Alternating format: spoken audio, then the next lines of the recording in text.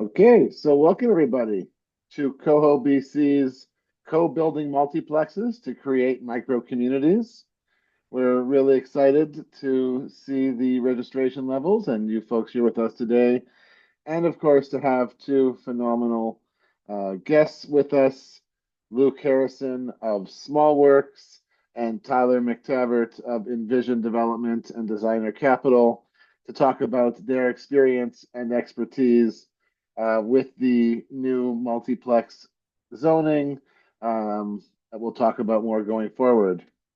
But before we get too deep into our presentation, it is important to acknowledge that we are talking about land ownership and land stewardship on lands that are the ancestral, unceded territories of many different nations across the province. And we don't take that responsibility as current land stewards lightly. And so we acknowledge, we appreciate the history of land stewardship that these nations have taken on, and we look forward to working in partnership with them going forward to make our province a great place to live, continue to be. So, what is Coho BC? Coho BC, the organization that brought us here today, if this is your first time with us, works to promote co-ownership as a viable and valuable housing option across the province, to provide resources and professional support to assist groups going through the co-ownership process, to assist in the creation of co-ownership groups through a dating pool and matchmaking events and other opportunities to meet other like-minded individuals, to create buyer groups, and we work to facilitate the sale or resale of shared property interests to other buyers or partners. So you might ask, and we'll get more into this, why are we doing a session on multiplexes? And the answer is twofold. Number one is, our goal here is really to create, housing alternatives, community, affordability, sustainability, and multiplexes are a major part of that going forward in our province. And also that for most people, when they're doing a multiplex development, especially if they have multiple end users in mind, there will be a co-ownership stage early on in the process as you acquire land and build out the properties before you get to a stratified point. But we'll talk more about that. Uh, Co-OBC is a collection of professionals, affiliation of real estate agents, lawyers, builders like Tyler and Luke who are here today, financiers like Tyler and others, architects like some of the folks here, mediators, matchmakers, and much more. Basically, all professionals from around the province with expertise and experience in collective housing and co-ownership. Because we don't want you to reinvent the wheel. We want you to use the experts, make sure you're doing it right with the right agreements and the right conversations in advance to set you up for success. Co-ownership is not just a unique thing in BC. Coho is part of international movement. There are groups listed here from the United States, Eastern Canada, Australia, New Zealand, the UK, all groups working on how to again, create better housing for less money, better for people socially, economically, and environmentally. We're also joined today with a few of the Coho BC real estate pros, because generally your first point of entry for a lot of people in this field is by talking with a real estate professional, to, whether you're a landowner already to understand the potential and value of your land, or if you're looking to buy in, you have to understand what's available in your community at what price points and to help guide you through this. So my name is Noam Dolgan. I am a real estate agent based here in Vancouver, working across Metro Vancouver, the Fraser Valley, and the Sunshine Coast, a co-founder of Coho BC, and a specialist in co-ownership, sustainable living, green homes. I really just have to think real homes for real people and outside the box real estate thinking. Before entering real estate, I worked in environmental education and institutional greening, as well as community engagement. So I really come to real estate with that mindset, saying your house is the number one choice you're going to make in terms of certainly the economics, but also your social supports and your ability to live a low carbon footprint lifestyle with growing food or higher density or social services and shopping nearby, etc. We're also joined today by Brian Horwitz, our Mid-Island and Gulf Island specialist. Brian, you want to introduce yourself quickly? Hi everyone. I figure instead of just letting everybody know who I am and what I am, I figure a lot of you have been here before, so I'd like to give you a brief update and where I'm at and what's new in my world of co-ownership. As Noam said, we are kind of our first point of contacts, and it was exciting to work with the seller in Arrington a few months ago, and more excitingly is more of a property that's come together in Nanaimo that's got a multiplex feel. And I'm really excited about this webinar, seeing that better housing for less, where the property was secured for $760,000. And there's two little units on this lot. It's an urban lot. And it's just wonderful to see one family get, three bedrooms, 1,500 square feet for $450,000. And another single professional get the two bedroom, 800 square foot for $300,000. So that's really exciting. And I've worked with co-housing in the past, helping a developer get land and watching the co-housing group come together and designing with Lego and creating and having fun with the design component and having potlucks. And I see multiplex development using the co-housing model and being that housing hack under the co-ownership umbrella where you can access that more affordable price point under one title. So it's exciting to see that co-housing model um, become more urban and more focused on one title lot properties. So excited for tonight. Thank you. Thank you for being here. And we're also joined today by David Hale, our Victoria representative and the founder of Shared Homeownership Victoria. David, like to introduce yourself quickly? Hello, everyone. Thanks for taking the time to be with us tonight.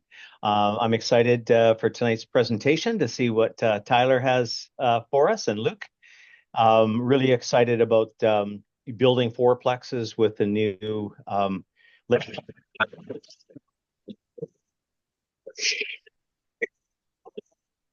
Oh, we seem to have lost you.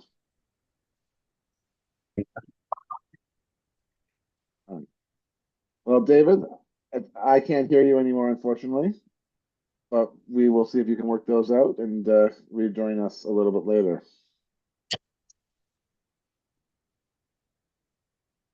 So, before we get into the details of it, of course, co-ownership is not a new concept, neither is co-development. Before 1966, there was no Strata Act, so people co-owned property. In the 60s and 70s, we saw the development of a lot of ownership co-ops. More recently, we've been seeing co-housing come together. Co-housing, which usually is 20 or more families, kind of co-developing a piece of land into a multiplex with community focused design. And we've always seen families, investors, vacation properties co-owning. And of course, even strata properties like the final product in a multiplex will all be co-owned to a certain degree, right? You'll have separate title and the rights to your own suite, but you will share ownership of the building as a whole and the land as a whole. So this is just another evolution in the growth of the co-ownership movement over decades. People come to ownership for many different reasons. I've mentioned mutual support systems, know your neighbors, save money, get more for your money. Living in otherwise unavailable locations, I think, is a big one.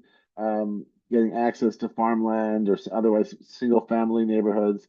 And that's one of the big advantages of this multiplex zoning, is that it is available on many parts of the province, many zoning designations that would not have allowed for townhouses or condos in the past. And now you can actually build out smaller units into those neighborhoods.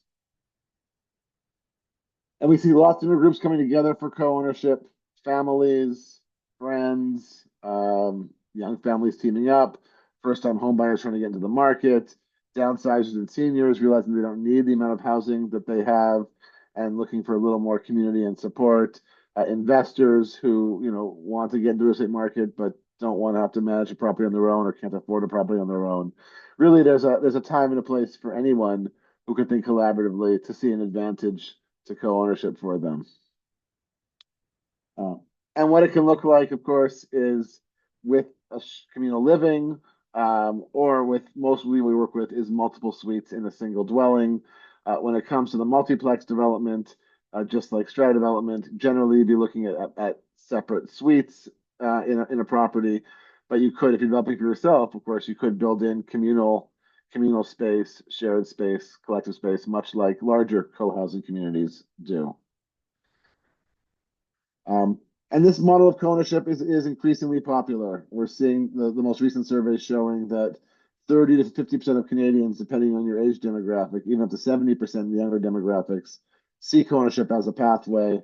And I think once the stats come out around these new multiplexes, I think a lot of folks will see this as a potential pathway. So landowners who want to maybe downsize on site, right? Stay in their neighborhoods. You know, they have built connections and they love where they are, but they don't need the land they have, and they want to access equity in their property.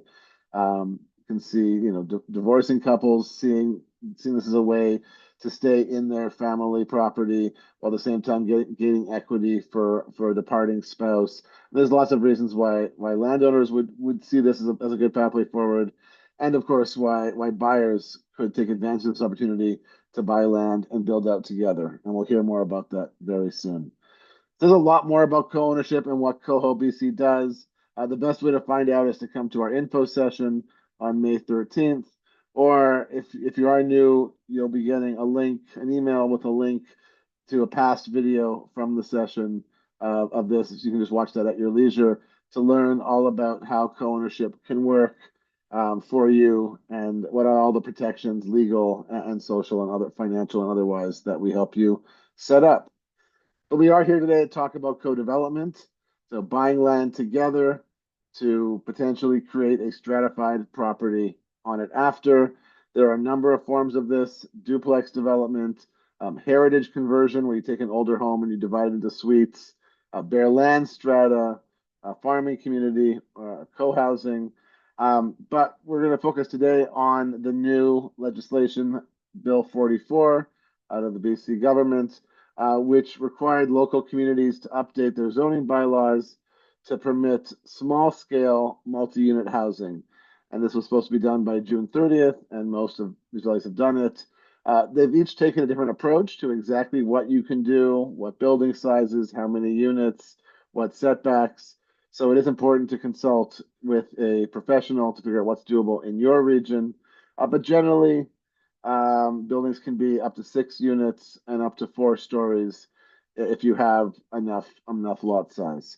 But we'll hear more about that from the folks you really came to hear from, not myself, but Luke and Tyler. So I will first turn the floor over to Luke. Thank you, Luke, for being here today. Luke is with Small Works Housing and Design, who has been a pioneer in small housing and laneway homes in particular, but in alternative housing models around Metro Vancouver for a long time. I'll let Luke further introduce himself and talk a little bit about the zoning and what's doable and how SmallWorks can help you make it happen. Thank you, Luke. Well, thank you, Noam. Really happy to be here and thrilled to be presenting to the Coho BC folks. I'm hoping I can grab the screen sharing and run you through a quick presentation if that's doable. There we go. Let's see this now. Just give me 1 second. Maybe I can't. You should be able to share now. Screens. Just see what comes up here. Oh, there we go. Maybe it's my problem.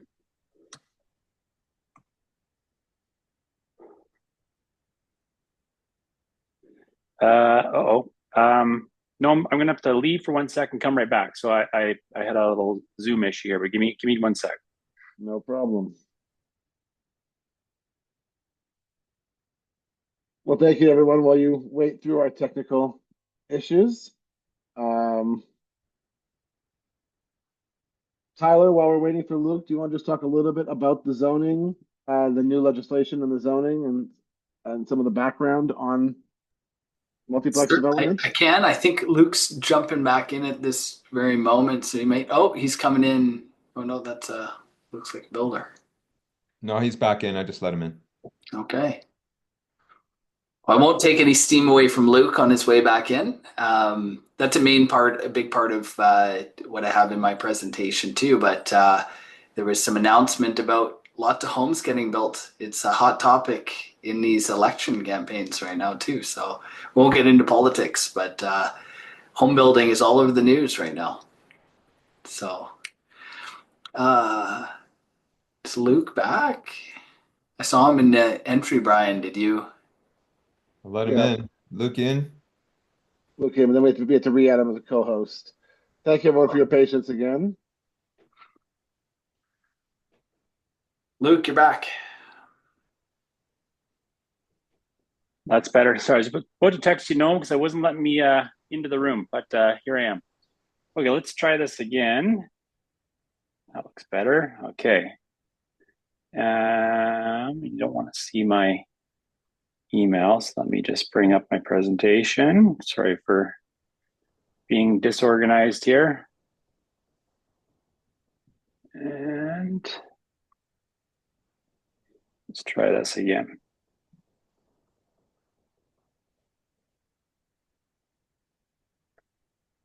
Okay. Yes, that worked. Getting closer. I'll just put this in. I'm just going to put this in slideshow. Okay. Do you guys see a big blue screen? We gotcha. All right. Good. Well, again, thanks for having me here tonight. I'm from SmallWorks, and as Noam alluded to in his introduction of SmallWorks, we've been around for, about 15 years, and we've been very much kind of known for and helped to kind of establish what are called laneway homes in Vancouver and ADUs in the rest of the world. And I would say these are sort of like the introductions of multiplexes into the lexicon of single family lot development around Vancouver to begin, and now across BC. And we talked a little bit about Bill 44, and we'll talk what that means. But for SmallWorks, we've been like I said, around for about 15 years. We've built up just over 400 homes, and they've kind of looked like these. They've been what you see in people's lanes. We started really in the Dunbar area of Vancouver and the west side of Vancouver because that was really the only place we could build a laneway home. And as legislation and policy changed and kind of opened up other markets, Burnaby, North Vancouver, we started building in other areas. But what we kind of noticed as we were building is we were very much focused in building for a specific client. And number one is people that had to own single family lots to begin with were our clients. And typically those clients were people that were thinking about downsizing, getting ready for the next stage of their life. Maybe they didn't need as big of a home as they had bought and established, 30, 40 years ago. Kids have grown up and other things.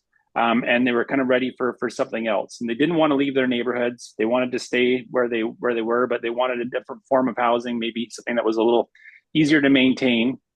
And so the laneway was really the solution. We've built a lot of these, and one of the things that we really kind of talk proudly about is our net promoter score. People like talking about us and like referring us to their neighbors and others, and like us as a builder after we've built them a home. And that's not typical in the construction field and home construction field. And renovations and others. So it's something that we're proud about. People put a lot of trust in us to have them on their lot to build for, and we think we do a pretty good job of it, and we stand by that and continue to maintain a lot of these homes and take care of them. As we built a lot of these, a couple of things have happened. One is we've really kind of found that these same clients, and I'll kind of give you an example of one in a second, Paul. They are aware of what's happening with Bill 44 and multiplex zoning and the changes to what's called R1 zoning in Vancouver, and maybe a laneway home or an ADU by itself isn't going to actually suit their their needs going forward. They might have adult children that they want to help get established with housing. They might want to think about things like rental income and other things. Maybe they want to sell part of their lot. And the traditional form of a laneway home where you couldn't subdivide it didn't necessarily tick all those boxes. So increasingly, people come to us because they've been knowing that we've been building a lot in single family neighborhoods, but they don't necessarily want a laneway and ADU. And for us, it was a very natural kind of transgression to go into ADUs and into plexes, because it was the same client. It was just a bigger SKU, another product that we could offer, another solution that we could offer. But really, a lot of the building and work that we do with supply chain and getting materials to site and the disruption, there's a lot of similarities to what we do with laneways and infill to now what we're doing with multiplexes. So same clients typically, just a different product. Why can't I move forward? Here we go. So I'm going to hopefully I'm going to play you a quick video, but here's sort of like what we talk about. So we have Paul, these sort of downsizers or people that have lived in these neighborhoods, paid off their mortgage, are ready for a change, but don't want to necessarily leave where they've kind of helped establish that community. And so they say all these kind of things to us. Their home's too big and costly to maintain. Their kids are facing the housing crisis too. They're aware of the opportunities to redevelop, but they don't want to become a developer is a very common one. And we'll kind of get into some of the complications of that. And also often a lot of their net worth is tied up in their homes, and they've got to think about things about retirement and the next step. And is there a way that they can get some equity out or some of their net worth out of their kind of biggest asset and into something else that might be used for travel or for an annuity for some form of retirement. So very common. I'm just going to hopefully play you a quick video and kind of show you what this means.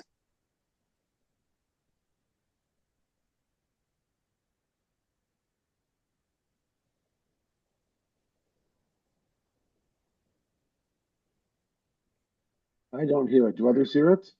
I don't hear it. No sound? No sound.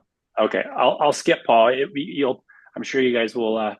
If you search for SmallWorks, you'll be inundated with their advertising in this video in your Instagram accounts or Facebook accounts soon enough. So I'll skip over. But Paul is a past client, and we built a laneway home for Paul, not a Plex, but what he's explaining here is that he's lived in his home, loves his community, was ready to downsize, and his kids were moving back from abroad, and they also needed to think about a home. And so Paul built a laneway home, moved in the back, renovated the front home, and now his children or his adult children and their children all live in the main home. So SmallWorks is a bit different than a traditional sort of developer builder in the space. We call ourselves a development partner for homeowners, for owners of single family homes. And so people like Paul and others that want to unlock the full potential of their property come to us to use our integrated development expertise. We design, build, partner, and invest in developments, ADUs, multiplexes, multi-generational housing, and come up with really kind of interesting solutions. Why we're different is we don't actually go out and buy land. We don't actually go and try to buy Paul's lot from him and kick him off and build a plex and sell those at market. We really want to partner with Paul and build a home for him, build a home for maybe his children and other needs. And we can invest alongside Paul and unlock that value that we've invested. So we're keeping our interests aligned, but we also have ways to get our investment out by way of ownership of any kind of residual homes that Paul's not using, and we can rent those out or sell them. So here's some of the things that we've kind of really experienced, but these are what we kind of call the growth drivers, why this is kind of a big trend for us. And I think, builders and home builders kind of generally around Vancouver and around the province. But as I mentioned, we're kind of facing an aging population, particularly in who owns single family homes. So 42% of the homeowners in Vancouver alone are 65 plus. 84% of those homeowners don't have a mortgage. They paid down their debt. And 41% are between 56 and 75 years old. We talked a little bit about Bill 44, and I can get into that in more detail. But this trend isn't just in BC; it's really happening across North America. And you'll hear this kind of terminology of sort of like the banning or outlawing of single family zoning, and it's happening in sort of these progressive cities to allow for more homes on what was formerly a single family lot or within a single family neighborhood. And also this kind of rise in multi-generational living. So Noam talked a little bit about this at the start, but this is something that we see a lot of. And so it's funny that this is kind of a trend in North America, because it's something that's been, very normal for most other parts of the world for a long, long time, to have big extended families live in homes together. And yet it's sort of a new thing for North America. And I can't help but think that part of this is because we've really grown our population in places like Vancouver and Canada and other parts of the U.S. by way of immigration. So it's something that you're going to see a lot more of. It's something that people are very comfortable with and are actually wanting. There's lots of data about why multi-generational living is really better, not only for livability and affordability, but for quality of life, to have your family together. So Bill 44 really kind of came out of something that came about in 2023 called the Homes for People Action Plan. And there was a sort of a bunch of what we call sort of supply side sort of tactics or metrics that were established, as well as demand side. But the supply side was really about making it easier for different ways to get housing built, and making better use of residential zone land. So places like Vancouver, we have, I don't know the number now, but something like 40, 50,000 single family homes. This sort of single family, formerly suburbia, that surrounds our dense urban cores, and we've had a difficult time getting into those neighborhoods to develop. There was sort of NIMBY attitudes about coming in and doing something different and establish change. But what we find is that there's a lot of people that actually are comfortable with growth and comfortable with change. But the solution of tearing their house down and building a 6-story or even a bigger, denser building, and really changing the kind of face of their neighborhood, is something that it doesn't necessarily have a lot in it for them, other than maybe a bag of cash and a sort of invitation to move to a different part of town. And that doesn't necessarily meet everyone's needs. They want to maybe stay there, and they don't have the place that they can move into. And so this ability and opportunity to kind of develop on their lot is something that they're very, very keen about and interested in exploring. Particularly as it relates to Bill 44, the part that we were talking about earlier tonight is something we call SMOO, but it's a small scale multi-unit housing on traditional single family dwelling lots. And so the basic provincial policy is 3 to 4 units per lot as of right, and up to 6 on frequent transit networks. There are sort of provincial minimums around lot size. I think it's about 280 square meters is eligible for 3 or more homes, or more densities, as we call them.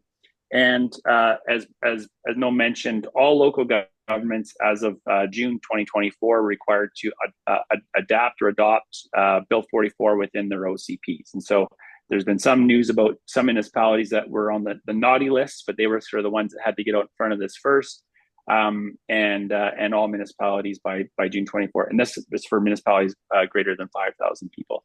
So I know a bit about sort of Vancouver and Burnaby, the areas that we work in, but one of the real kind of key components that I think is not yet completely established across the province is this ability to subdivide or strata title the homes that are built on a lot.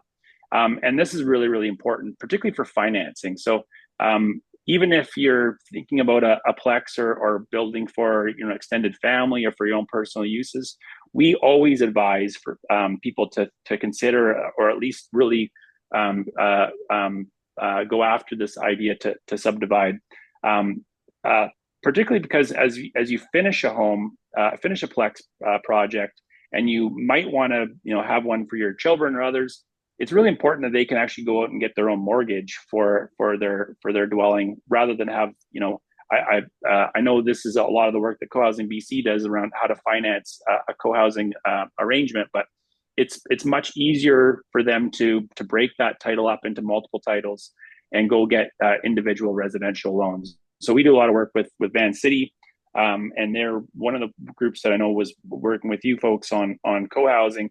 They really like plexes because it allows, again, for families to have separate ownership, and it's a good sort of start in estate planning and other things to break that ownership into multiple homes. And where we're finding some trouble with the uptake of the Plex policy in Bill 44 is in those municipalities that haven't been clear about the ability to subdivide. So I live in Tawasin, out in Delta, and we're one of these kind of magical municipalities that has said we're doing everything we need to allow for Bill 44. We have great lot sizes and other things to have multiplexes or multiple homes on a single family lot be here. It's not clear yet, and it's actually sort of somewhat clear that maybe subdivision is not something they're looking at in the early stages. And so I think you're just going to see a slower uptake to this idea of multiplexes without strata subdivision, particularly because it's increasingly harder to get both the construction financing and then the takeout financing without it. So who will this help? For us, we're seeing a lot of interest, as I said, from really the people that own single family lots that are thinking about this development as a solution, but not really as a speculative investment. And the reason for that is, particularly in Vancouver and Burnaby and the municipalities of Metro Vancouver, the land prices are just too high. When you look at the land price and the other construction input costs, you're kind of creating an asset that you just can't get the sale value out. And so there's been a lot of sort of sometimes irrational exuberance from the development community to go out and buy lots because they think there's a bit of a windfall of new density in Vancouver. That's a 1 FSR. In some other municipalities is even higher. The issue that we're really seeing is the land cost, today's market value of land and today's construction costs doesn't really make for a feasible or penciled out project at the end of the day. But it does work very, very well for people that bought their homes 30, 40 years ago and have paid down debt. Their adjusted cost based on land is much, much different. And for them, it's not just about making the most amount of money at the end of the day. It's about creating homes that they can use, again, for themselves and for their children and others. So that's been the biggest sort of uptake for us is people that have owned this land for a long, long time. Downsizers, as I mentioned, it's a big sort of thing for downsizers, both in traditional laneways and ADUs, but now into plexes. Their ability to stay in communities, but also build housing that is kind of enables aging in place and takes care of mobility issues and other things like that. And increasingly, ways to get one level living is a kind of a trend that we're seeing a lot of. So a lot of what you're seeing with designs for multiplexes is vertically subdivided homes that have lots of stairs and other things to get to different living areas. But a lot of people that are thinking about downsizing want that bungalow appeal and bungalow feel, but on a small lot. So we're seeing some interesting sort of ways to subdivide by vertically by way of one level at multiple levels, and then also that laneway or attached home. Established owners, as I said, they're sort of the biggest area, and then multi-generational living. That's our kind of other big area. So people that want to build for their children and have children that are also affected by the housing crisis, how they can get them into the market. Again, one of our partners is a guy named Richard Bell. He's got a pretty good real estate practice and estate planning practice in the city. He actually did an early sort of co-housing project in the Canby corridor, and he's been a real big proponent of an advocate, frankly, of trying to get ways to subdivide in this Bill 44 across the province. And that really hit in his mind is really, really important to this ability to have multi-generational living take off, where this big asset can be divided into multiple family members, and they can go and again leverage takeout financing against their individual home. And then co-housers, we haven't seen a big uptake here yet, and I think one of the challenges is, frankly, in at least in Vancouver, is tying up land and finding land that can make this kind of pencil out. But I think there is some big opportunities outside of Metro Vancouver and across the province for these opportunities for kind of groups to come together to buy a lot and then consider a development.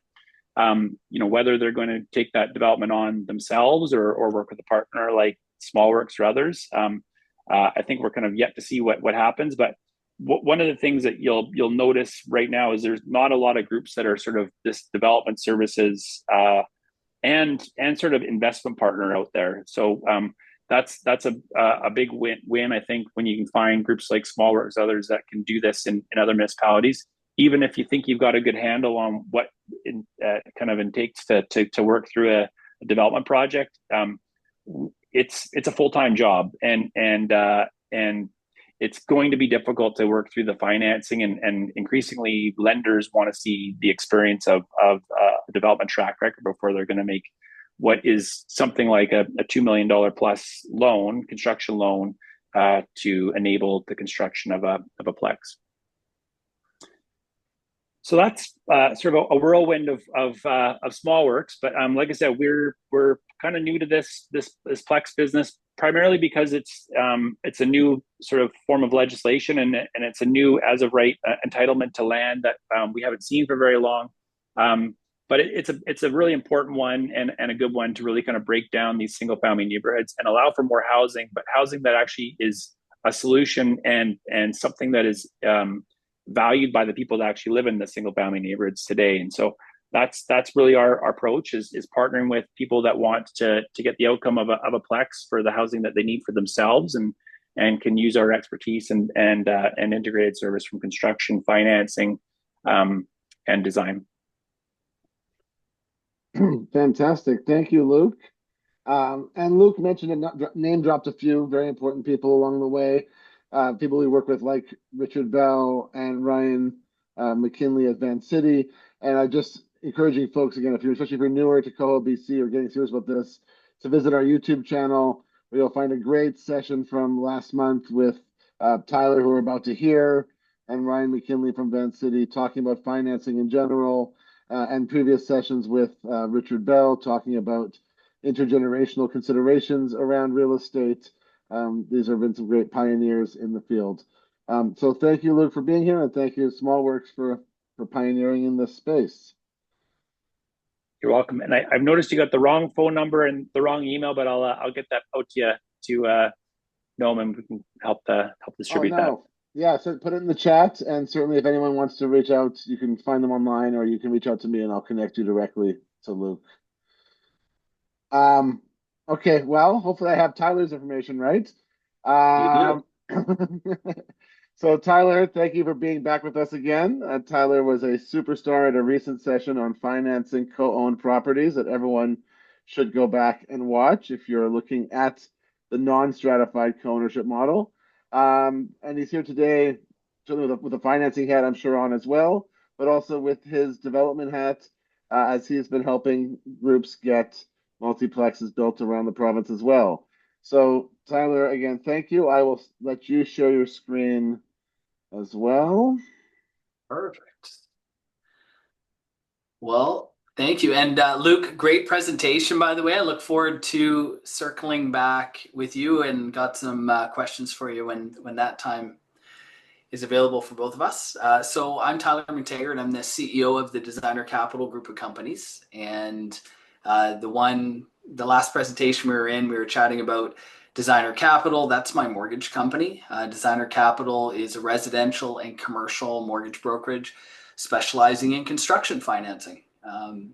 We don't do a lot of advertising. A large portion of my mortgages actually come from other mortgage brokers.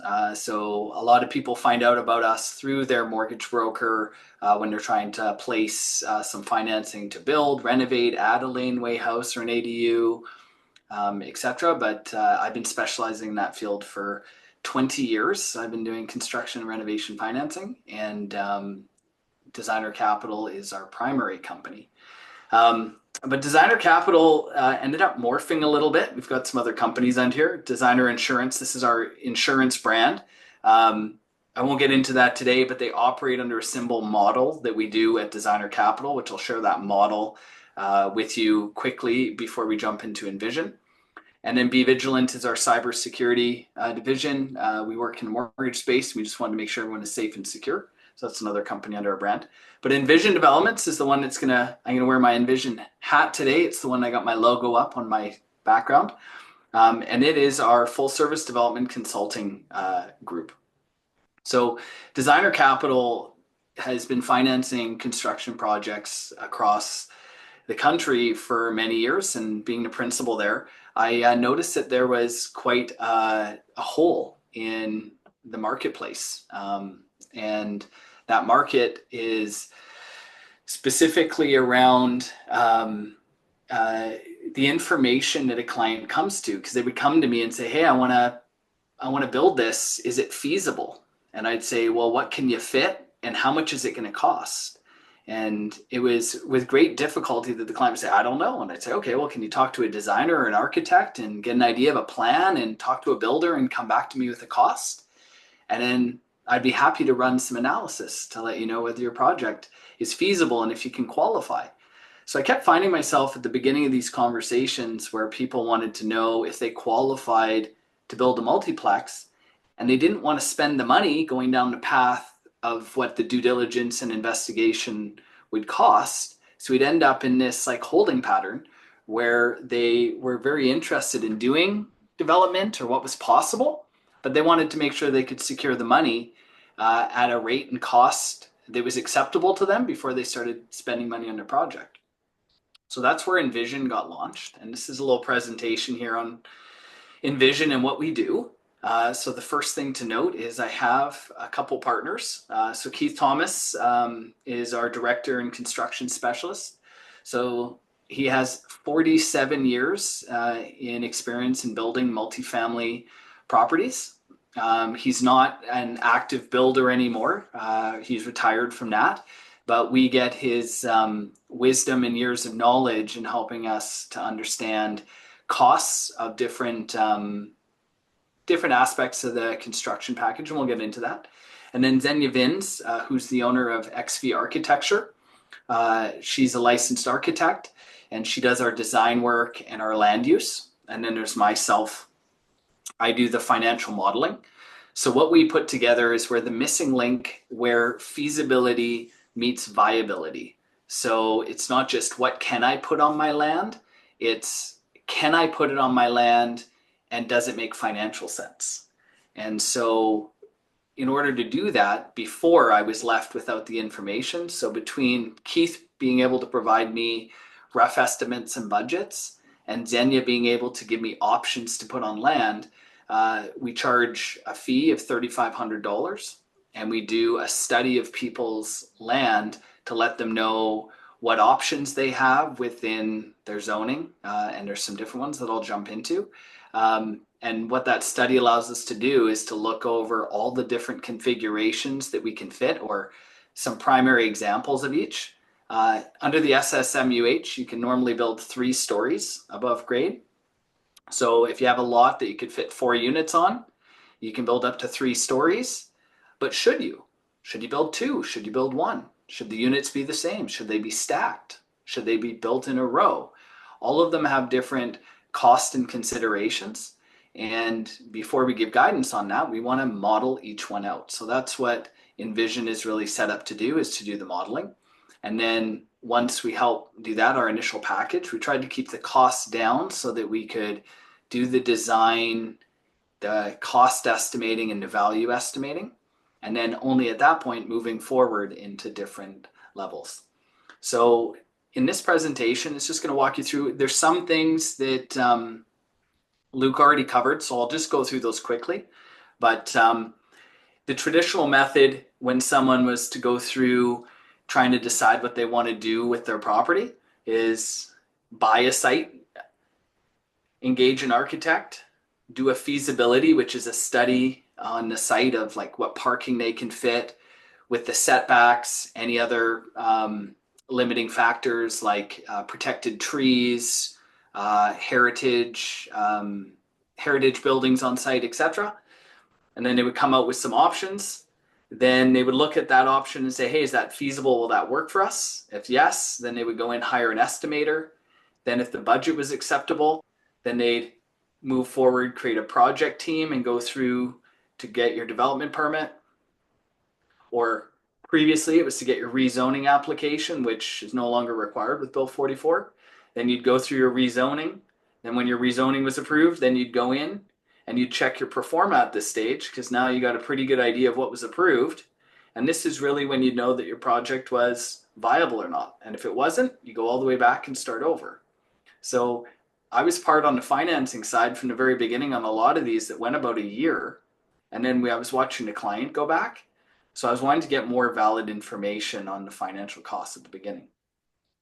So our method is we do feasibility, viability, and pro forma all at once, so that we know that the cost analysis has been done, that if we get approved what we can fit on the land, that we know that it's financially viable. Then we move into the project team, do the rezoning application, rezoning approved, profitable project faster because we don't have the back and forth between the different processes. Luke probably has a process very similar to this if he's doing design build work, where they're doing this more in-house.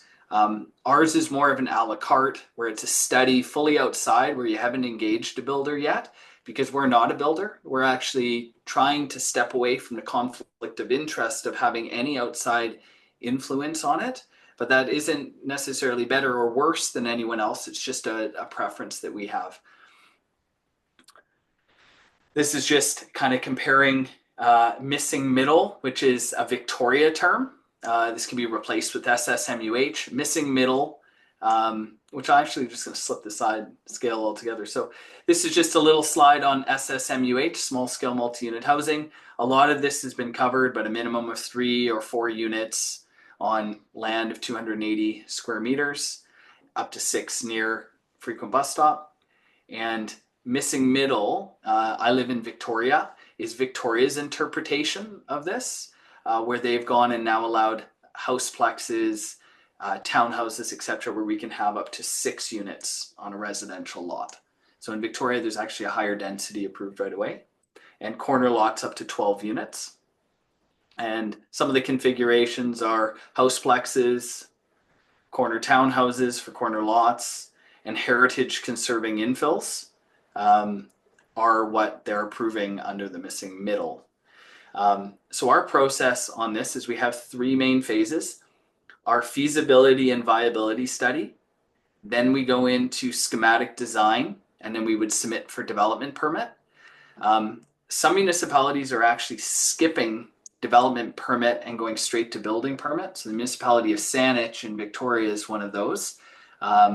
If you build something that's within their requirements, you go straight into a building permit. They feel that they've been upfront enough about their rules that people can just go in and do that. This is just a list of what we do in terms of our full scope of phase 1. I'll go into that maybe again later during the question and answer period, but I want to skip into the good stuff. So when you're doing a project, if you were, say, designing a 4-plex on your property and you weren't going to keep it, and you had a piece of land that you wanted to develop into a 4-plex. In this case, this is a model of a 6-plex land value. What a lot of people are wanting to know is, what is my land worth to a developer? So this here is called your residual land value. This is the value that someone could pay for your land with the correct zoning to build what they want and make the level of profit that a developer normally needs to qualify for their financing. So in order to figure out what your land is worth to a developer, we have to do an exercise called a residual land value calculation. So what we do is we take, hey, you want to build 6 condos, 6 stacked houseplex that would sell for about $4,096,000. This is an actual project that we did.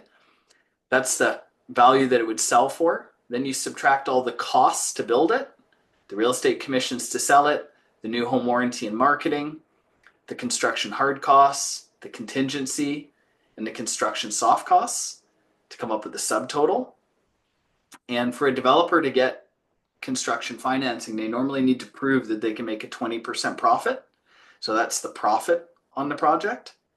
Then there's some fees in this case to get the project to a development permit, about $64,000 that we subtract out of this number. So someone could conceivably pay $890,000 for this piece of land, sell it to a developer for $890,000, and a developer could build it and still make the target profit. So that's called the residual land value calculation. So sometimes someone comes to me and just says, Tyler, should I sell my property as a house or should I market it as a development property? And David Hale and I had some clients who were really interested in this, wanting to know the value. They just wanted to know what the value would be to a developer before selling their home.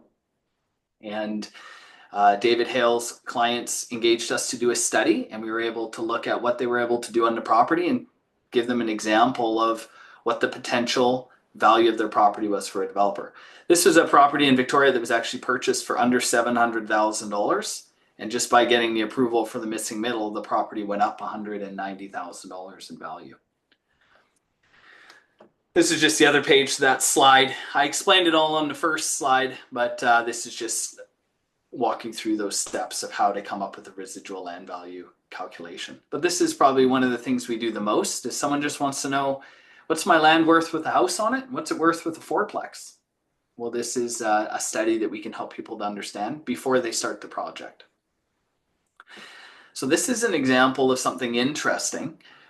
This was a site plan that we did in the Victoria area, where we were looking at, is it better to do a maximum size development or an optimal? So in this case, the clients could have built 2 stories. So this is a single lot. It's just under 6,000 square feet. And we have 4 parking stalls, an amenity area, bike storage, or actually the bike storage is in the back, garden, community garden. And then each one of these units has its own patio.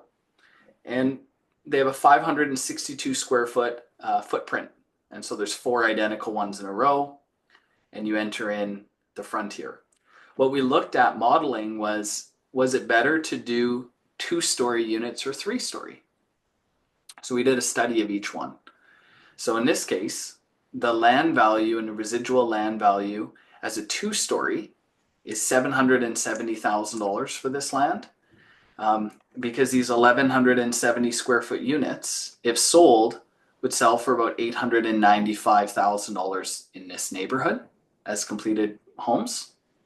And that was a good target size because the area that these homes are in predominantly has condos with no yards and predominantly 2 bedrooms. So this was a good option. So these would be 3-bedroom units, 3-bed, 3-bath units that are 1,170 square feet.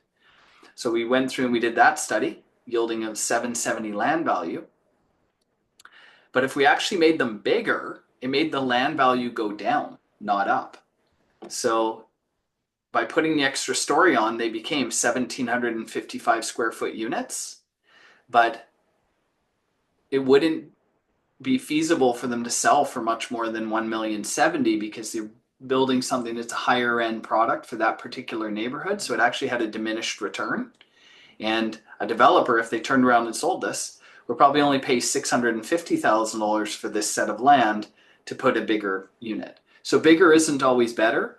And so this is just something that we try to understand. If you're building your project to sell, now maybe if this was a project that you wanted to keep to, you might build 2 units that are bigger and a couple that are smaller, and we can go through and do a study of what is the optimal amount and size.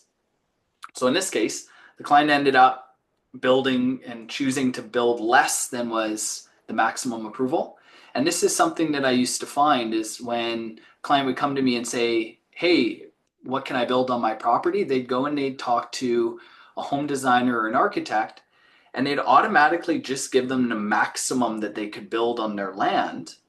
And I didn't even understand it at the time, but the project wouldn't be feasible. You know, they might be buying this land for $750,000, and then they'd go to an architect and say, hey, what can I fit on here?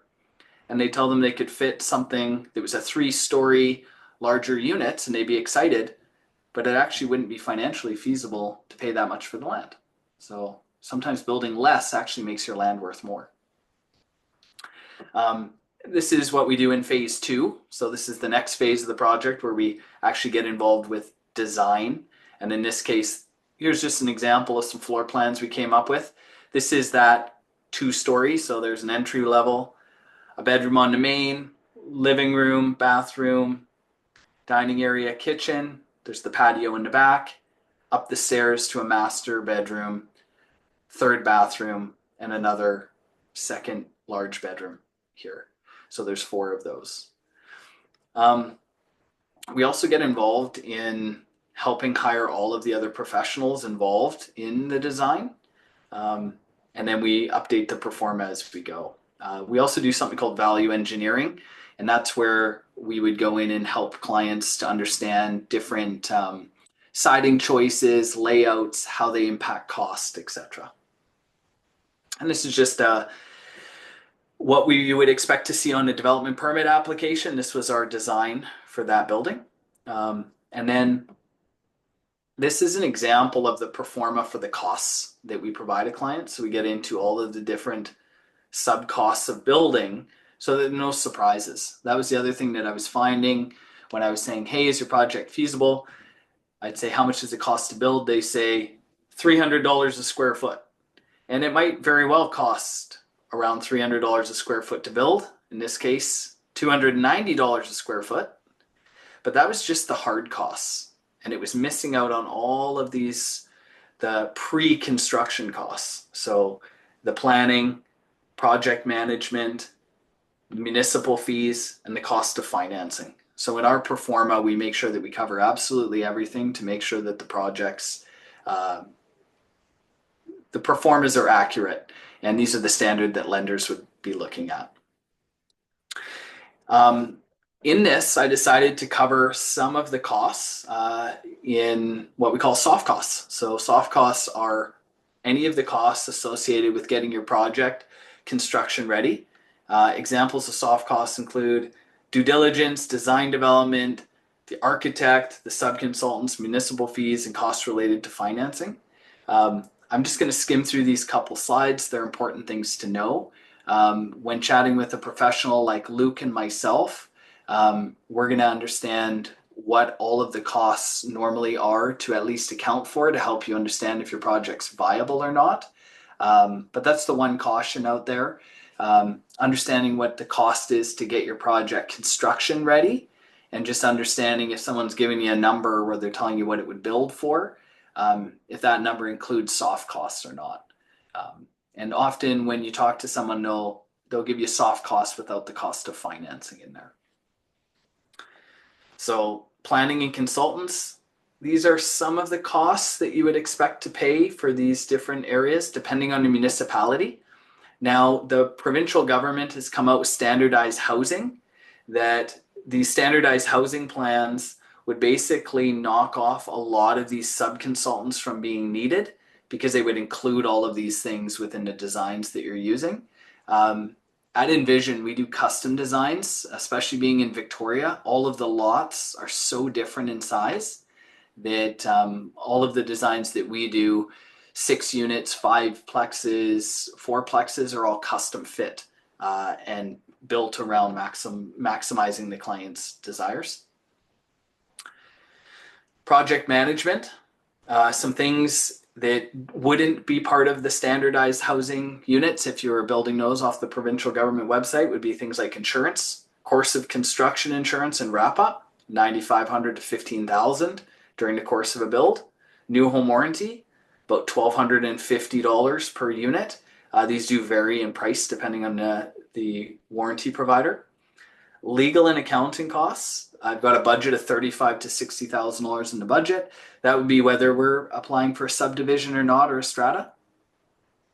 Pre-sale marketing, carrying a budget of, if you were going to sell these, you may want to pay for some more digitized and designs and things like that and renderings. Realtor commissions and a development management fees, maybe costs in project management. Municipal infrastructure and fees. These vary dramatically between municipalities. This is just a listing. I won't go through all of these, but these are just some of the fees that you may see. Some municipalities may charge them, some may not. The one thing, rezoning costs, there is no rezoning under SSMUH. And some financing. So when you're doing project financing, these are some costs that may or may not be required. An appraisal. If it's a residential appraisal, probably about $1,000. Commercial appraisals, $2,000 to $3,500. Quantity surveyor, that's a person who I can get into that a little bit more later during the Q&A period. Interest reserve. One thing we do like to keep in mind when we're modeling these out is the total cost of the construction, including every dollar spent, so all of the interest paid. If we're doing a project and we're doing it commercially, there's sometimes fees involved and sometimes brokerage fees involved as well. So I'm just going to switch here and chat a little bit about, I'm going to switch my hat and I'm going to actually stop sharing for a moment and adjust my background for a moment.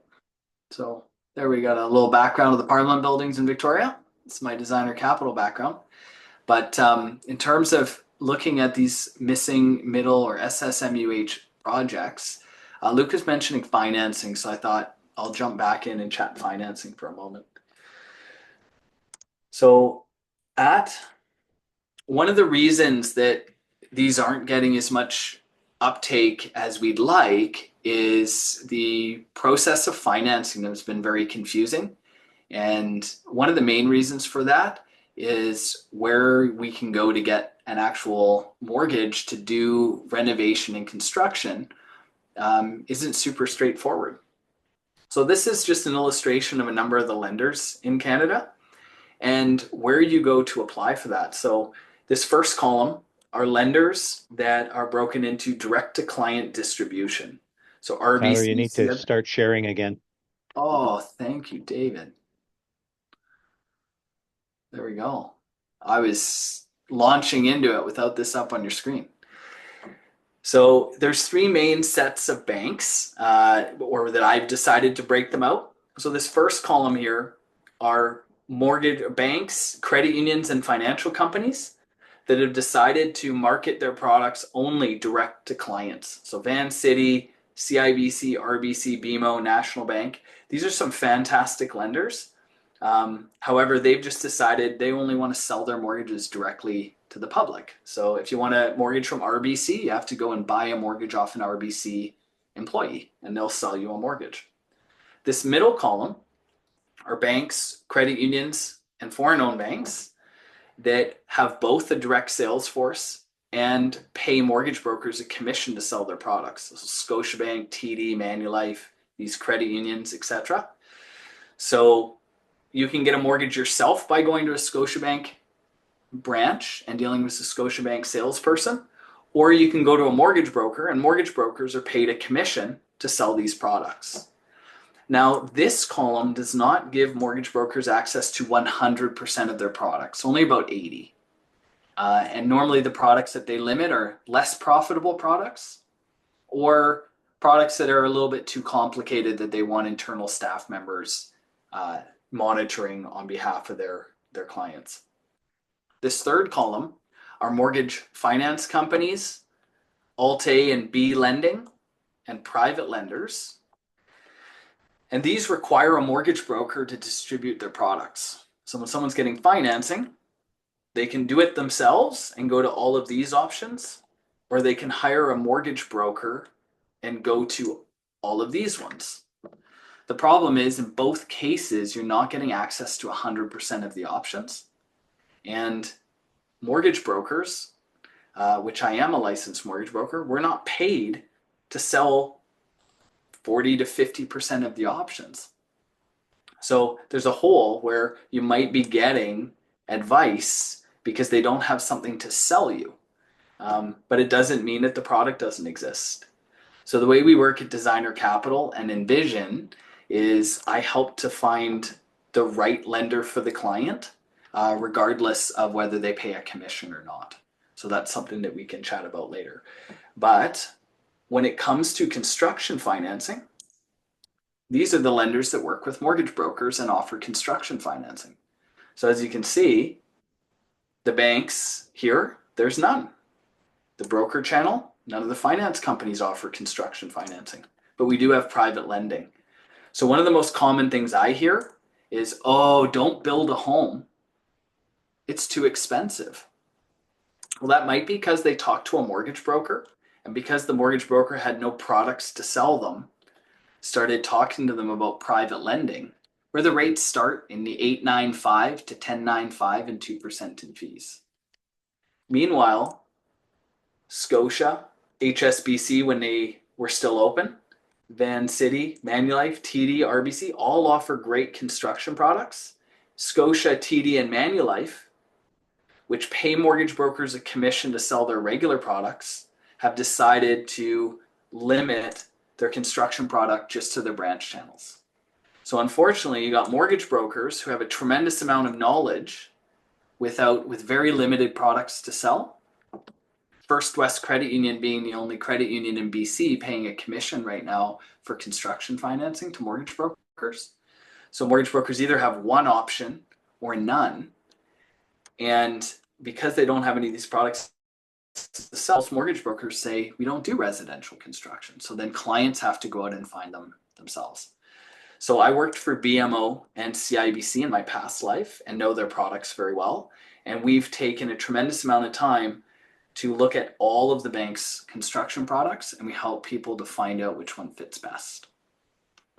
How we do that is we create a personalized pro forma where we can take multiple applicants. So for example, someone who's making, in this case, green means I'm counting it, $110,000 here. So if I unclick this and I pick this person who's got a 2-year average of 110,000, and I take this other person who is making $106,000 a year, and I can now put the rules in of all these different banks. Some banks take 50% of a suite's income, and they would qualify here for a $1,051,000 mortgage. And some banks take 80%, and they would qualify for a $1,084,000. And some lenders, like First West Credit Union, takes 100%, and they don't count taxes, heat, or strata fees. And they'd give that same people a mortgage of $1,183,000. And if they went to a lender like Van City, they take a 90% rental offset, which means they take 90% and they subtract it, and they qualify for 1.250.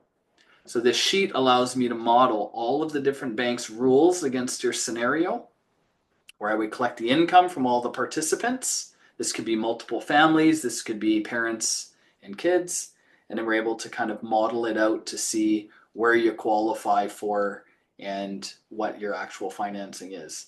And if you're building a fourplex and each one of the other 3 units was going to rent for, say, $4,000, and you had 12 grand in rent, Van City would take 90% of that and qualify this same couple for $2.644 million. Whereas if they went to the wrong bank and they went into, say, TD, who takes 50% and adds it back, they'd give them a mortgage of half that same amount, where Van City would definitely be the better player for that. So that's a little bit about me and that. I went a little bit rogue on my presentation today, Noam, so I could get in and touch some high points on financing, not just missing middle, because Luke, you did a phenomenal job of covering a lot of the points around SSMUH, so I skimmed my presentation there. But thanks so much for letting me get a few comments in. Well, thank you. Very thorough and across the board as always. And that's like what you are specializing in, is really taking people through the whole process and really shepherding them and making sure they're making smart choices that are personalized to their needs. And we appreciate that model. I'm going to build off that model to say that's, again, what Coho's vision really is, right? Is to work with you, because every co-ownership situation, every house situation is unique and different. And so we want to work with you to help you figure out what makes sense, whether it be traditional, whether it be multiplex development, a laneway house, or co-ownership of existing homes, and then to get you to the right professionals along the way. So I definitely feel like we share those values. I want to talk for a quick moment just about kind of where co-ownership falls into this multiplex sphere, and then we'll open the floor to some comments and questions, and we even have some other really exciting folks who've joined us who would love to introduce themselves along the way. But clearly, if you're going to do a multiplex like this, there's a lot of times where a co-ownership stage would be relevant in the development of this project, right? If you are going to, we've heard mostly about people who already own land and developing for their own personal needs. But certainly, if a group of you wanted to create a property for 2, 3, 4 of you, and you need to acquire the property, get the construction financing, get the basic mortgage, engage a developer, you're going to want to have proper co-ownership agreements in place, proper legal structure, underplaying that co-ownership. Yes, eventually you'll likely have a stratified product, although as we heard from Luke, not every municipality allows the end product to be stratified. And maybe it doesn't necessarily make sense economically to stratify, although I think usually it would when there's an option. But there's certainly going to be a stage where you're not certified and you want to make sure you have those agreements. You also may be a landowner and you might want to joint venture, right? Team up with an end user, again, whether it be your children or whether it be an investment partner who would take some profit off of it, or maybe just friends or even strangers who are going to be the end users of certain products. You can team up with them early in the process. And if you're going to do that, you're going to want to have similarly the right legal agreements and even more importantly, the right conversations in advance, right? A lot of what we do, and if you've been to our presentations, you know a lot of it is worst case scenario planning. What happens if costs overrun? What happens if somebody dies in the middle of the process? What happens if someone's life situation changes and they divorce or they move to Ontario for a job? Really planning for all those worst case scenarios, as well as just planning for the goal, the ideal, which is, we co-own for a year or two while we build it out, and then we end up with final stratified products. Also, clearly, the financing of a property, if it's co-owned at a phase, is going to be different. You're going to be on the hook together for any financing. So you want to make sure you're getting the right product for your needs, which is where Tyler's and Center Capital comes in. It's where places like Van City, who specialize in what they call a mixer mortgage, can become very helpful. So getting hit to the right financiers and the right vision is key. And again, having the right conversations to plan and document what your plan is after. Are you selling the units? Are you each getting specific units? How are profits being allocated? What is the underlying value you're ascribing to the land and the landowner if they're a partner? How does it change if you're coming in with different down payment amounts, right? Does that mean you have different ownership stakes or you have responsibilities in terms of ongoing financing? All those complexities. So this is where co-host team can really help make sure you're asking the right questions, having the right conversations early on in the process, and going in with a plan. And we're always delighted to see that team expand, and really to Tyler and Designer Capital have been great additions to the community. SmallWorks has been part of the conversation from the very beginning. I'll talk a little bit more about other stuff coming up at Coho after a couple questions. I also wanted to invite Andrew from Small Housing BC, who is here. If you're interested in just talking a little bit about Small Housing BC and the work that Small Housing BC has been doing to promote this form of housing, I've set it up so you can unmute yourself and share a video. Oh, putting me on the spot, I see. I did text you earlier, but I don't know that you got it. Yeah. Yeah, so we're a nonprofit group. We work in tandem with SmallWorks and other organizations. looking at SSMUH and comparable types of housing. Our work is mainly in the policy space. We're also working with individual communities to help to implement workable regulations and policies to enable these housing products to come in as solutions for some of the housing needs that are coming up. So as a result of some of the housing reforms that have come in BC over the past few years, there are now housing targets that communities are looking to fulfill, and this is one way in partnership with other things like transit-oriented development where communities can look to meet their housing targets.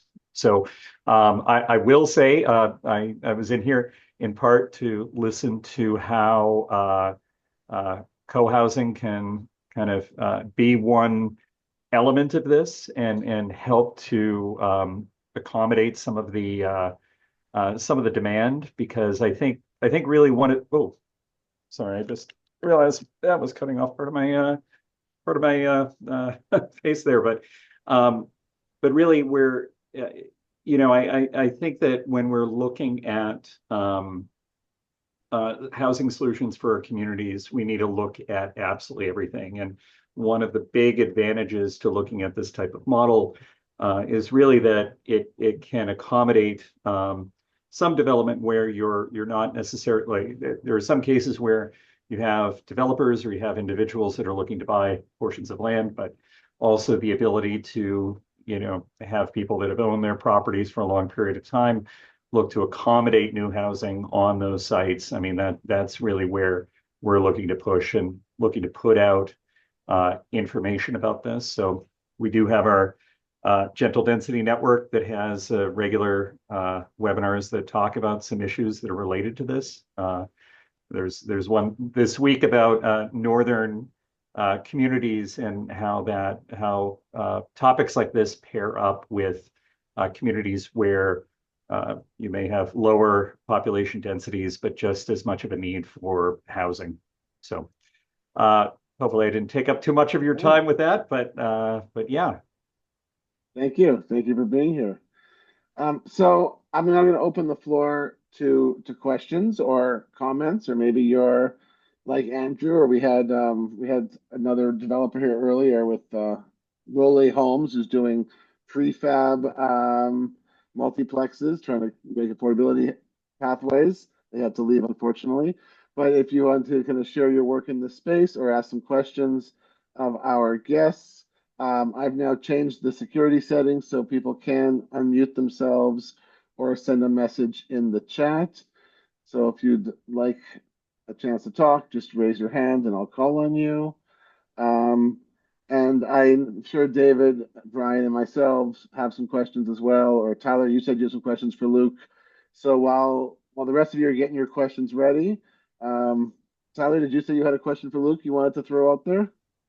Oh, I had one earlier. I got to go and remember it now because I was so enthralled in learning about Andrew's involvement, which is pretty cool. While you're thinking of that, Tyler, I got a couple for you. Yeah. It's a fascinating approach. The viability approach. I like that a lot.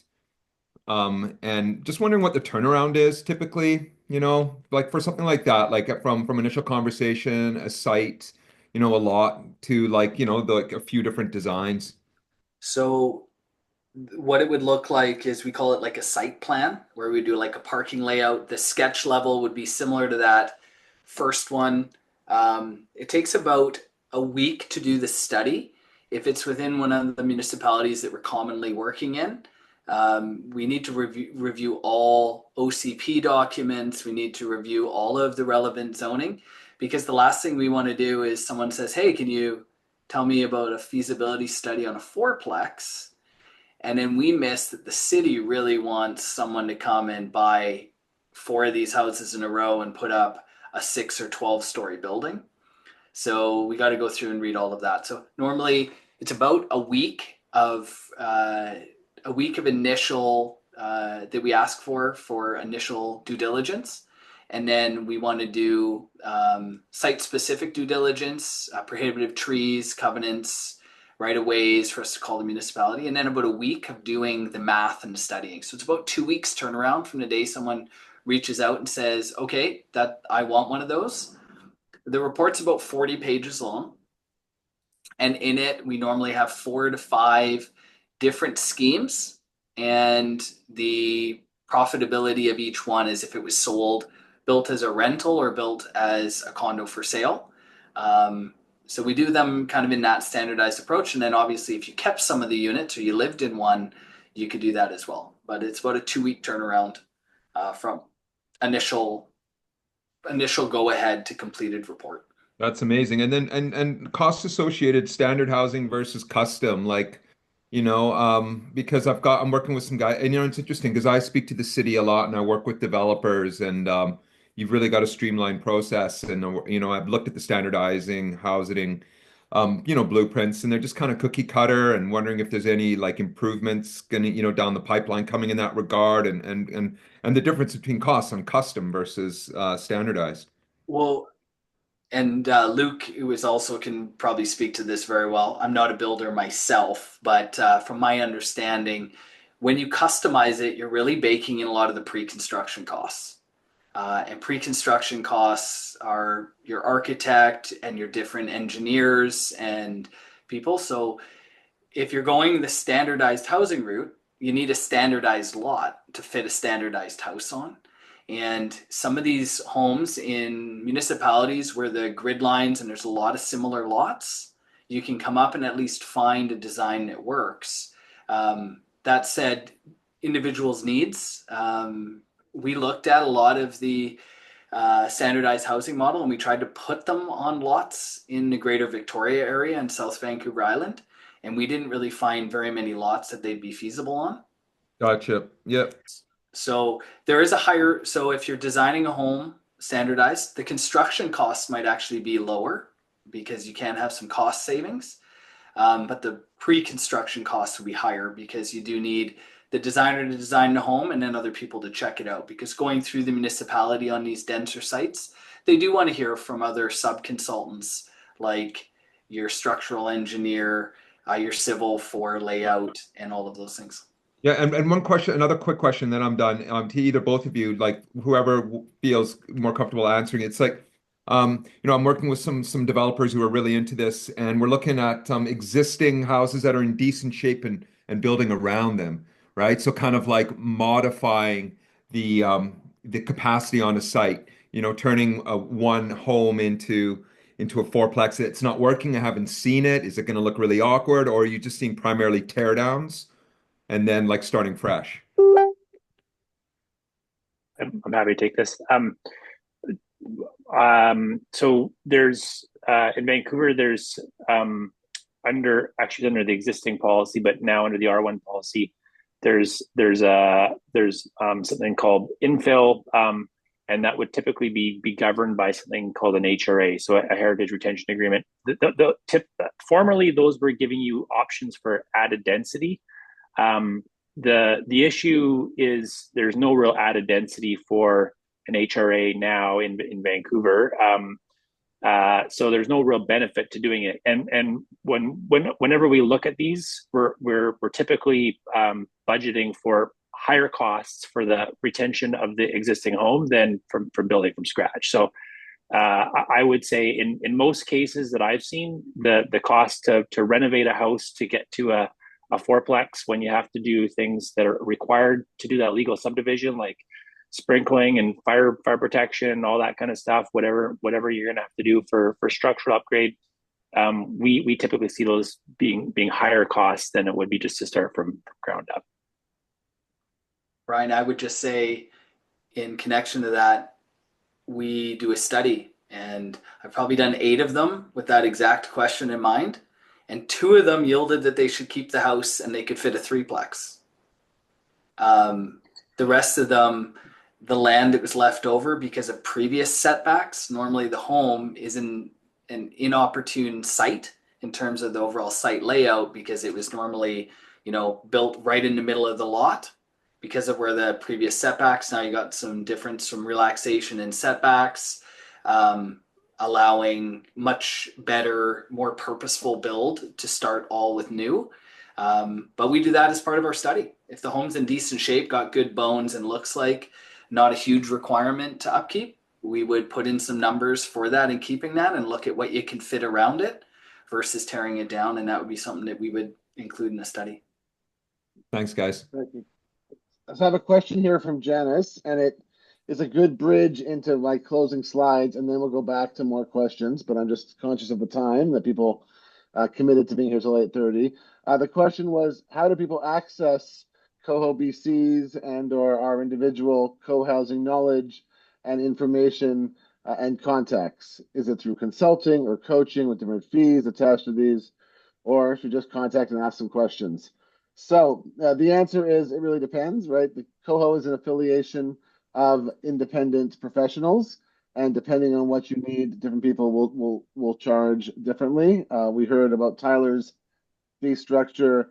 Luke, of course, more in the full package development such.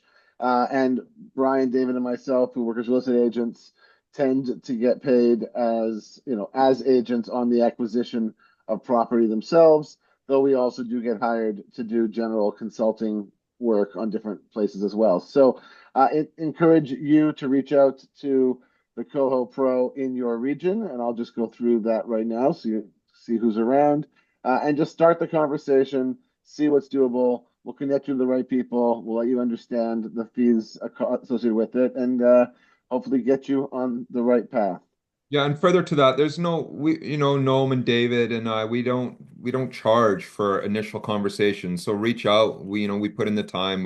This is a housing hack that we're passionate about. So, yeah, don't be shy. So at CoLBC, we've been working with a lot of different stuff because every deal situation is unique and every buyer is unique. So we've been working on sales of shares in home, purchase of multi-suited home, purchase of homes with laneway homes, collective living, 8 tiny homes on one lot, multiple condos in one building, farmland for co-ops. And now, of course, we're working on people looking at these multiplex development sites or how to turn their own home into a community through building out on it. So really a diversity of activity, and we can work with you to find the one that makes sense for you. We have a few interesting opportunities right now that various folks in our community are actively selling. I'm selling half a house in East Vancouver on Turner Street, a 3-suited home where you live in one of the 3 suites and you create rental income from the basement. And this house is a property that has that heritage conversion potential that Luke was just talking about down the road.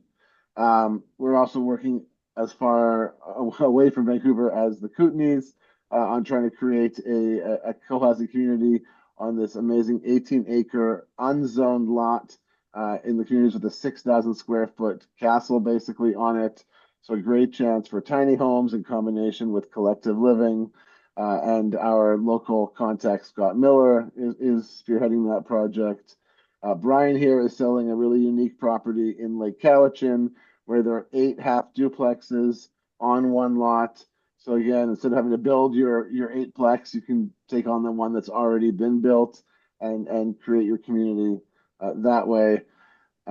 If you don't have partners that you're looking to buy with already, you can fill out our housing survey or reach out to our matchmaking team or join some of our in-person events in various regions. We have one on the Sunshine Coast coming up this Saturday to meet other people who are looking at this model of housing.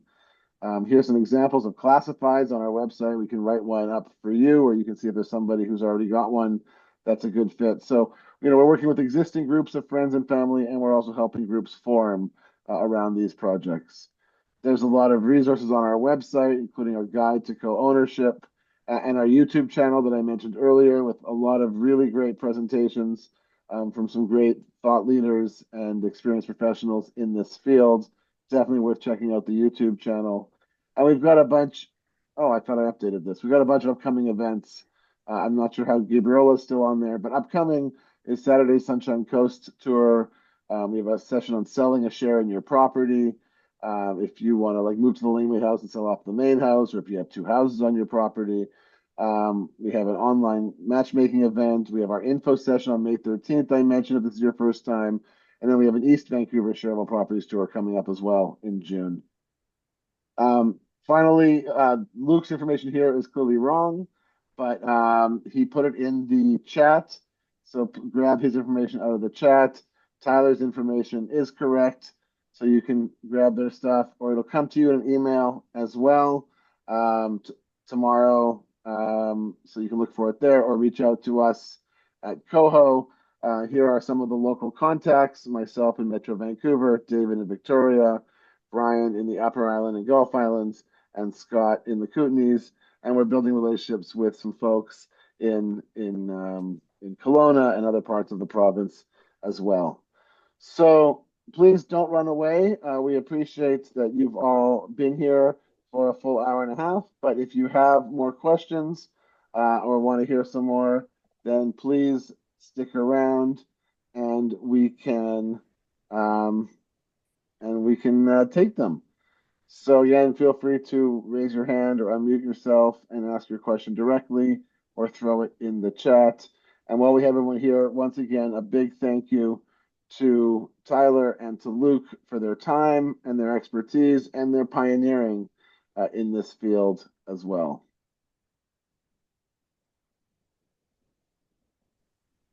Yeah, right on. Thanks, Noel.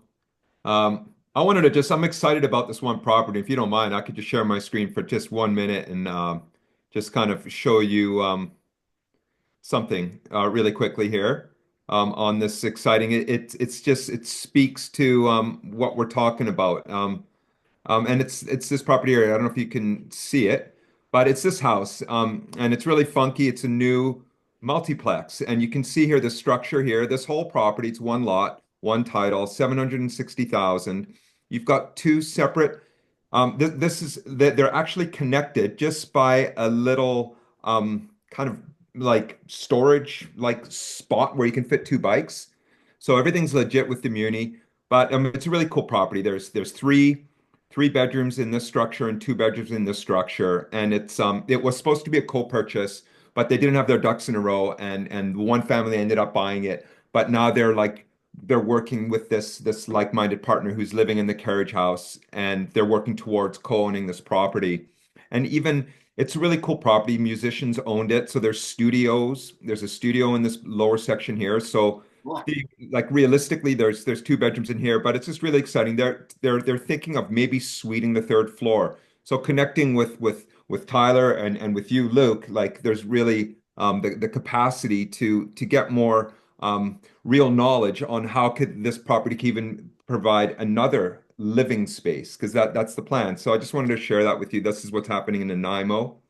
And it sure makes it easier when you're tied into municipal services like city and waste. A lot of the deals I'm working on are rural, so we don't have access to this awesome new provincial zoning that your municipalities do. But further to that, it really does come down to the city. And I've noticed in my area, working with some cities, even in urban areas, they've got this little loophole that can make them exempt from this new Bill 44. So that further due diligence with the city right at the beginning is crucial in my opinion. So, anyways, Awesome. Cool house. yeah, totally. Hey, So I have one question, but I'm just waiting to see if there's anything else coming from the audience or from anyone else.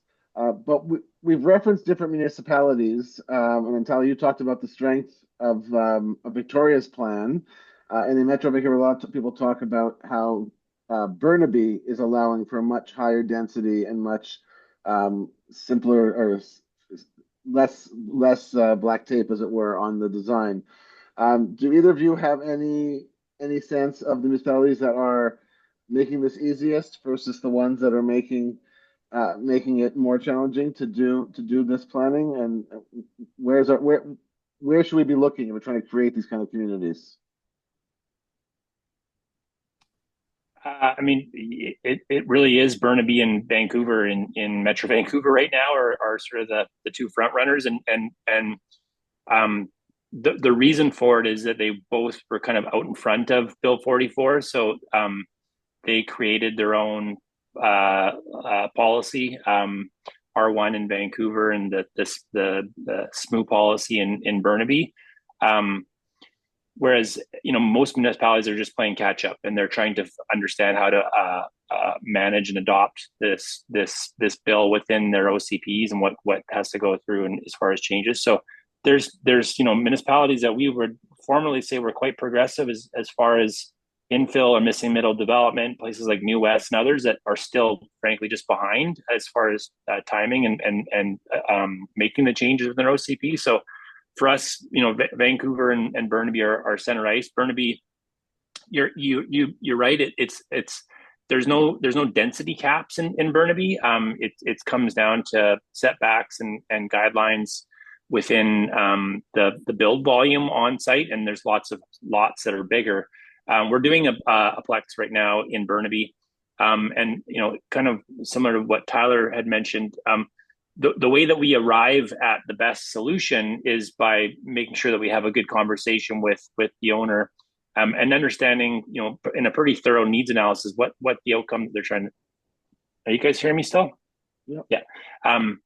What the outcome is that they're trying to get at through the development process. So, are they trying to get to the most marketable sale homes at the end of the day, or are they trying to build something for themselves? In the case of the one plex we're working on, it's a massive lot. If the approach was just to go and get the maximum amount of density on the lot, they would have 6 homes that are attached at, maybe 3,000, 4,000 feet per home that just are not really marketable at the end of the day, and they're not going to live in all of them. So I think you got to kind of arrive at what the best solution is by understanding what their needs are, and providing good advice about what's marketable at the other end, both for sale or for rent. Fantastic, thank you. Now, Noam, I had to turn my camera off. Tyler here. I just have to go on a little bit of a commute, but I'm happy to stick around for some questions a little longer. Okay. Do you have any secret municipalities that you think are what we should be looking for this kind of stuff? Well, you did say Saanich. Well, I would say that what we found is a bunch of the municipalities are very different. So Esquimalt doesn't have a maximum FSR, floor space ratio. So that's kind of cool. But then we ran into problems where they didn't have an adequate parking bylaw, where if you built 2 duplexes, so 2 separate buildings, each with 2 units, you only needed 4 parking stalls. But under the standardized approach, if you put 4 in a row, you had to have 8. And then it requires a manual approval to go through and just to have 4. So different municipalities have some different quirks to work out. And I think Luke covered that. There were some that were just ahead of the game and really solved these problems, and others that are kind of patching the boat as they go.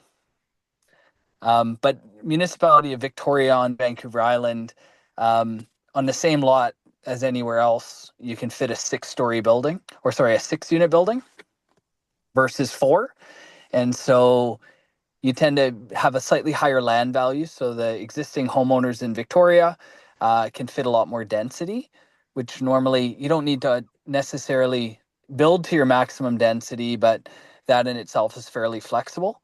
Saanich going straight to building permit is kind of cool, but it also means you're missing out on some of the guidance that the municipality may have given during that development permit review. So I don't have any favorites right now, but I'm enjoying learning about the intricacies.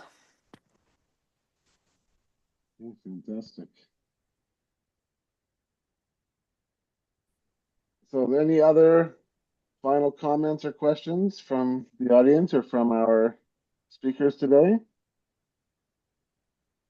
Maybe I'll just add one thing on this note. I would say that we're quite bullish on the standard designs, not only because of what Tyler mentioned about. We actually think it's probably you're saving the architectural fees, but you're not really saving a lot of the other soft costs, particularly their consultant costs, because you're gonna have different geotech conditions, and that's gonna inform different structural solutions. So you may save your architectural fee, but you probably won't save a ton of other soft costs. But for us, the sort of step towards standard designs allows us to get closer and closer to what we're doing a lot of, which is trying to build offsite and prefabrication. Whether our approach is wall panels and bathroom pods and increasingly a pile system rather than concrete. But we need more adoption of sort of pre-approved designs eventually, but standard designs in multiple municipalities. So we know that we're building something similar as far as a mass within each municipality that we work in. And so we like that approach, both federally and provincially, to come up with standard designs. It gets us a step closer to be able to prefabricate and do most of our builds offsite. Anything that's built offsite is going to be of far better quality than you can replicate on site. And so we think there's a better build out of it. And over time, there's improvements in costs and everything else, because you're moving to a manufactured environment rather than a site build environment. I will say one of the things that really intrigues me about this model of co-development is that I've been involved in the co-housing movement, with the traditional co-housing movement, where groups of 20 or more come together and try to buy out a large piece of land and build a large community focus. And there's some great advantages to that, the ability to have big common spaces, etc. But we see a lot of these co-housing groups failing over time because they can't get the critical mass needed to get these projects off the ground. Or, they have 5 people, and then by the time they get the next 5 people, 2 of the original people have dropped out. And, and instead of, and the whole process can take 15 years plus. We look at some of the co-housing projects that are being built at the moment. Blueberry Commons in Powell River, which is in the news today, and Compass Co-housing in Langley. These things took years of group formation and processing to create, and a lot of people got lost along the way.